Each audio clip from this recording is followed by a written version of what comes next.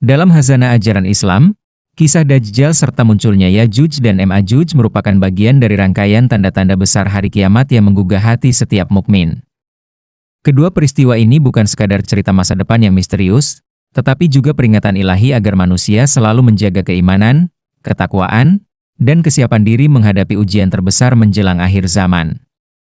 Dajjal digambarkan sebagai fitnah paling dahsyat yang pernah dihadapi umat manusia. Seorang sosok yang membawa tipu daya, mengaku sebagai Tuhan, dan menguji manusia dengan keajaiban-keajaiban semu. Sementara itu, munculnya Yajuj dan Ma'juj adalah ujian besar berikutnya. Dua bangsa penuh kerusakan yang dilepaskan setelah runtuhnya dinding penghalang peninggalan Zulkarnain. Kisah ini menggambarkan betapa dunia mendekati titik akhir ketika ketertiban diguncang dan moralitas manusia diuji secara total. Melalui penjelasan para ulama dan riwayat-riwayat syahih, kisah Dajjal serta Yajuj dan Ma'juj bukan hanya menjadi bahan renungan, tetapi juga pengingat bahwa iman, doa, dan keteguhan hati adalah benteng terkuat bagi umat Islam. Dengan memahami kisah ini, seorang mukmin dapat melihat tanda-tanda kekuasaan Allah, mengetahui bahaya fitnah akhir zaman, serta semakin meneguhkan keyakinannya dalam menapaki kehidupan sebelum datangnya hari yang dijanjikan. Sebagai Muslim, kita tentu mengetahui pandangan Islam mengenai Yajuj dan Ma'juj dari perspektif Al-Quran. Namun, ada sejumlah pihak yang belum menemukan penjelasan logis mengenai tembok besar yang membatasi Yajuj dan Ma'juj dalam konteks dunia saat ini. Menjadi pertanyaan, apa pandangan logis para sarjana Muslim mengenai persoalan Yajuj dan Ma'juj ini? Di mana letak tembok tersebut? Bangsa mana yang merupakan Yajuj dan Ma'juj? Apakah semua ini di luar pemahaman kita? Bagi kalangan non-Muslim, kisah Yajuj dan Ma'juj disebut Gog dan Magog. Dalam bahasa Ibrani, huruf Jim diucapkan dengan huruf G yang keras, sehingga menjadi Gog dan Magog. Namun begitu, Yajuj dan Ma'juj atau Gog dan Magog pada dasarnya membahas entitas yang sama, tetapi dengan detail yang berbeda dalam tradisi Yahudi klasik dan tradisi Kristen. Merujuk kepada Al-Quran, hanya ada sedikit pembahasan tentang ini. Detail tentang Yajuj dan Ma'juj lebih banyak dalam hadits. Sejumlah pertanyaan, seperti terlihat pada awal tulisan ini, sebenarnya banyak berkaitan dengan detail yang disebutkan dalam hadits. Tak jarang deskripsi yang hadir bersifat mitos. Sebagai contoh, kita memiliki deskripsi tentang apa dan siapa yang disebut Yajuj dan Ma'juj. Menurut satu riwayat, telinga mereka begitu besar. Ketika hendak tidur, mereka tidur dengan satu telinga sebagai bantal dan menggunakan telinga yang lain untuk menutupi diri layaknya selimut. Orang menjadi bertanya-tanya, apakah mereka ini benar-benar manusia? Dalam tradisi Syiah, ada pemahaman bahwa mereka bukan dari Bani Adam.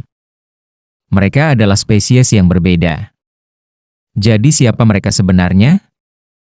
Jawaban atas pertanyaan ini menimbulkan banyak spekulasi. Hadits menggambarkan mereka sebagai kelompok dengan jumlah yang sangat besar.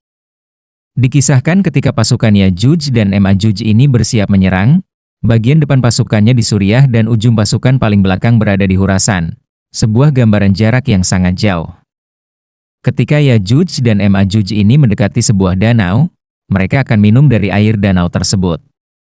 Sehingga pada saat pasukan terakhir sampai di danau itu sudah keburu kering. Semua air telah habis diminum oleh pasukan Yajuj dan Ma'juj ini. Tetapi jika kita merujuk kepada penjelasan Al-Quran, kita menemukan, mereka tidak bisa kembali sampai terjadinya hari kiamat dan munculnya tanda-tanda kiamat diantaranya yaitu terbukanya penghalang bagi Yajuj dan Ma'juj yaitu suku yang kejam. Dari setiap tempat tinggi di bumi mereka keluar dengan cepat. Apa yang terbuka? Yakni Yajuj dan Ma'juj yang akan dibebaskan, tetapi dibebaskan dari mana tidak secara tepat dinyatakan. Dalam surah lain disebutkan, mereka berkata, "Wahai Zulkarnain, sungguh, Yajuj dan Ma'juj itu, makhluk yang berbuat kerusakan di bumi, maka bolehkah kami membayarmu imbalan agar engkau membuatkan dinding penghalang antara kami dan mereka?" Zulkarnain membangun sebuah tembok untuk menahan mereka. Namun, detail tentang tembok tersebut sangat sedikit dalam Al-Quran tersebut. Dalam hadits disebutkan bahwa mereka terus-menerus mencoba untuk melubangi tembok tersebut, tetapi mereka menyerah di penghujung hari sebelum menyelesaikan proyek tersebut. Kemudian secara ajaib dalam semalam, tembok tersebut menutup diri kembali dengan izin Allah. Pada hari berikutnya mereka harus memulai lagi dari awal. Ini berlangsung selama ribuan tahun dan mereka tidak mendapatkan petunjuk bahwa mereka harus menyelesaikan pekerjaan sebelum tidur. Ada perbedaan antara hadits dan narasi Alkitab. Dalam Alkitab, narasi tentang ini juga sangat sedikit dan minim. Ada beberapa referensi dalam Taurat di mana dengan aneh dikatakan Gog adalah orang dan Magog adalah nama tempat. Kemudian, hal itu dianggap sebagai Gog dan Magog. Dalam kitab Yehezkiel ada beberapa detail lebih lanjut, termasuk hal-hal yang bersifat mistis. Begitu juga ihwal ini ditemukan dalam kitab Wahyu dalam Perjanjian Baru, yang menyatakan bahwa Gog dan Magog sebagai musuh-musuh Kristus. Dalam beberapa hal itu juga ditampilkan dalam penggambaran Islam. Ketika Nabi Isa turun, dia akan membunuh musuh-musuhnya, termasuk Yajuj dan Majuj. Namun demikian, semua rincian tersebut tidak terdapat dalam Al-Quran. Yang kita ketahui dari Al-Quran hanyalah bahwa ada sekelompok orang yang disebut Yajuj dan Majuj. Zulkarnain membangun sebuah tembok untuk menahan serangan mereka atas orang-orang lain. Tetapi berapa banyak orang itu dan berapa banyak yang selamat, di mana mereka berada, dan di mana tembok itu Al-Quran tidak menjelaskannya. Kita banyak menemukannya di pelbagai hadits. Kita hanya mengambil pelajaran dari cerita-cerita ini. Kita bisa membaca bahwa ada orang-orang yang menyebar kejahatan. Mereka harus dihentikan. Lalu ada orang-orang baik seperti Zulkarnain yang beriman kepada Allah. Dia melakukan apa yang diperlukan untuk melindungi orang-orang yang tidak beroleh perlindungan saat itu. Nah, sekarang kalau membahas tentang Yajuj Majuj dengan secara hakikat. Yajuj Majuj bukan sekadar cerita akhir zaman yang menakutkan. Ia adalah isyarat besar tentang hakikat manusia ketika kehilangan cahaya petunjuk. Dalam banyak makna, Yajuj Majuj digambarkan sebagai gelombang kekuatan yang tak terbendung, bukan hanya fisik, namun juga sifat batin yang liar, tamak, dan merusak. Mereka adalah simbol dari hawa nafsu yang terlepas, ambisi tanpa iman, dan kerusakan yang terjadi ketika hati manusia tidak lagi mengenal kebenaran. Hakikat Yajuj Majuj adalah fitnah besar, ketika batas-batas kebaikan ditembus oleh kekacauan, ketika kerendahan diri dikalahkan oleh kerakusan, dan ketika dunia dipenuhi dengan manusia-manusia yang tak lagi mengenal arah.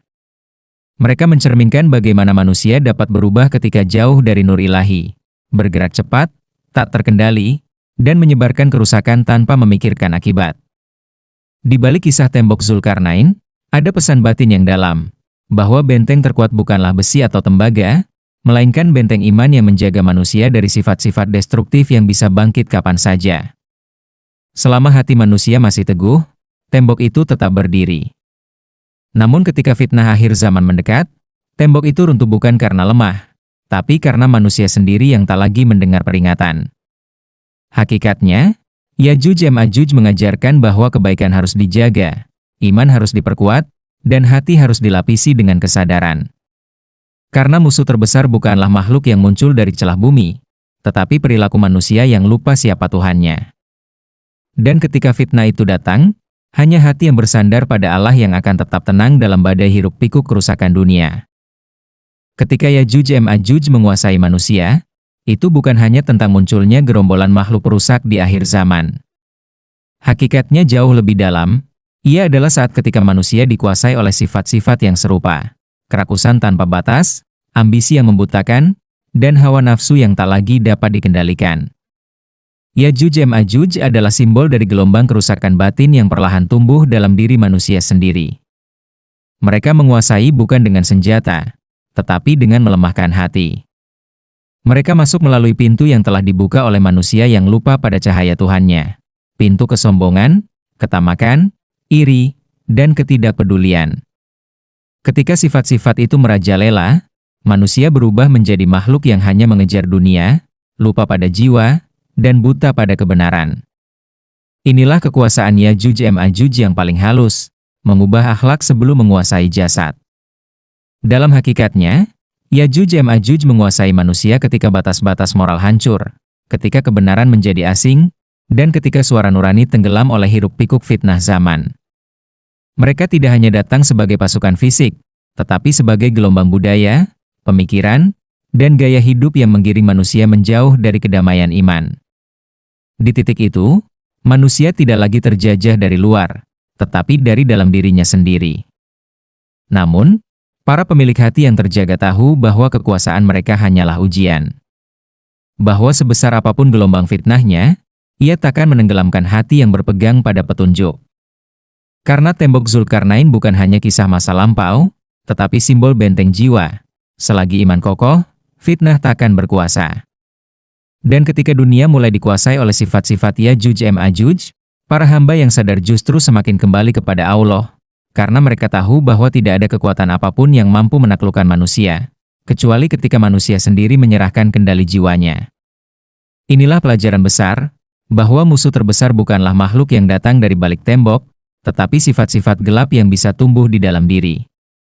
Dan siapa yang mampu menjaga hatinya, dialah yang terbebas dari kekuasaan Yajuj Majuj di dunia maupun akhir zaman.